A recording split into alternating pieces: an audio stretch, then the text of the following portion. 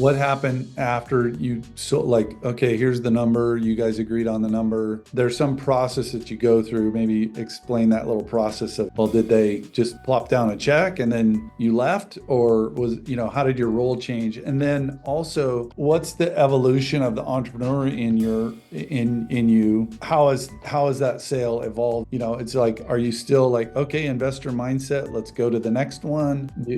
How has your worldview evolved after that? Yep. So through, you go in an acquisition, you go through due diligence. It is one of the most painful experiences you'll ever feel in your life. But I got advice on that, or a good quote on that is like, no one's going to give you millions of dollars and not look at anything. Right. Right. Like if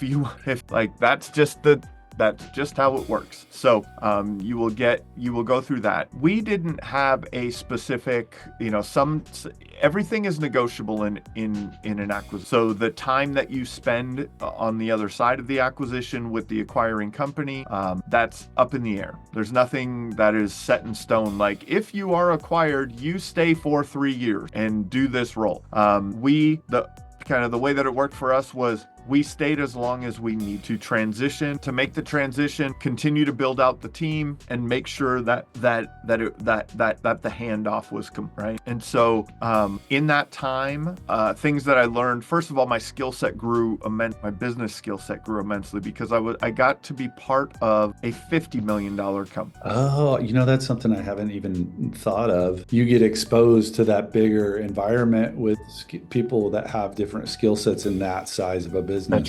My direct report was the COO, who was a Harvard MBA, right? Wow. So there was a couple of Harvard MBAs on the team. There was very successful. The CEO was a very successful founder in his own right. So I got to be around that. There was also a very successful private equity company that was invested in there. So I got to sit in on board meetings and see what that looked like on a large level, right?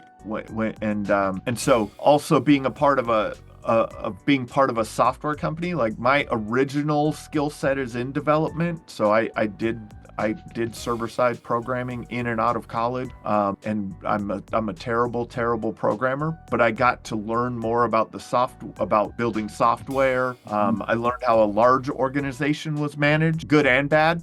Right? You get to learn, what do they say about that? Like with your parents, you get to learn what to do and what not to do, right? I learned a lot about recruiting and hiring talented people. I learned a ton about venture capital and private equity and the cycle of that. So I took it as a learning experience, right? I did my job, but I also took it as a learning experience. I got to be part of something big.